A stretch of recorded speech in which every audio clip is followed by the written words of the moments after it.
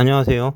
생활 속의 노동 관련 이야기들을 쉽게 설명드리는 조인 인사노무 컨설팅입니다.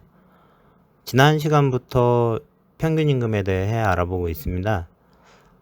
평균임금은 지난번에 말씀드린 것처럼 퇴직금, 해고예고수당, 재해보상금 등을 계산할 때 사용되는 임금 개념인데, 이런 금액들이 이제 근속기간을 감안해서 계산되기 때문에 어떤 항목이 이 평균임금에 포함되느냐 아니냐에 따라서 근속기간이 이제 길면 길어질수록 요 계산되는 금액의 차이가 크게 발생합니다.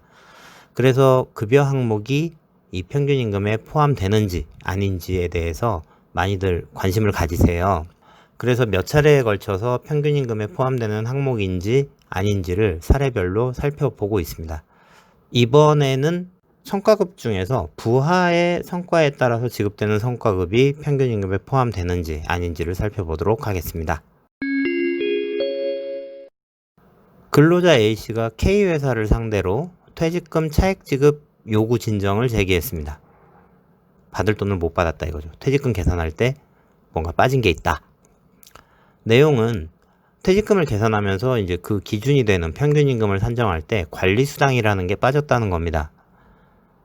근데 이제 이 관리수당이 뭐냐면 A씨가 이제 영업팀의 팀장이었는데 팀원들의 판매 실적에 따라서 일정 비율의 금액을 이제 관리수당이라는 명목으로 지급을 한 거죠. 그렇게 지급을 받아왔습니다.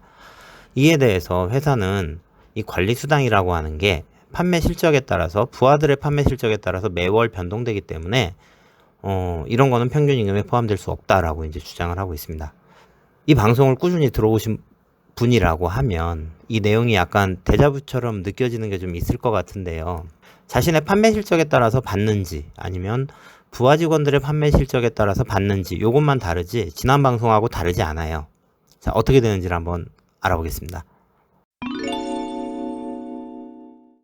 평균임금은 법령, 단체협약, 취업규칙, 근로계약 등에 의해서 사용자에게 지급 의무가 있고 근로와 직접적으로 또는 밀접한 관계가 있어야 하고 근로자에게 계속적으로 정기적으로 지급되어야 합니다. 라고 지난 방송에서 말씀을 드렸어요. 그렇게 말씀드렸던 것처럼 자, 부하 직원이 직접 이거를 받는 거라고 하면 요건이 충족이 됩니다. 자, 그러면 부하 직원의 실적에 따라서 받는 팀장은 어떨까요? 자, 팀장은 팀원들의 성과에 따라서 간접적으로 산정을 하기는 하죠. 하지만 결국 그것도 팀장이 팀원들을 잘 관리해야 실적이 오르는 거죠. 여기에 팀장의 노력이 반영됐다고 보는 게 맞는 거죠. 그렇다면 결국 일반적인 성과급과 차이가 없는 근로의 대가가 맞다는 겁니다. 팀장의 노력으로 이거를 받을 수 있는 자격이 주어진다는 거죠. A씨의 주장에 따라서 결국 관리수당은 평균임금에 포함시켜서 처리하는 것이 맞다는 겁니다.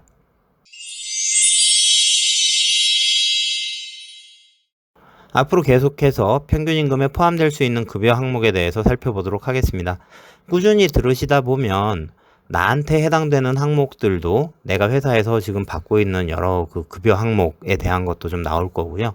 전반적으로 평균임금에 어떤 기준으로 이런 게 포함되는지도 이해가 좀 되실 겁니다. 약은 약사에게, 인사노무 상담은 조인에게 들어주셔서 고맙습니다.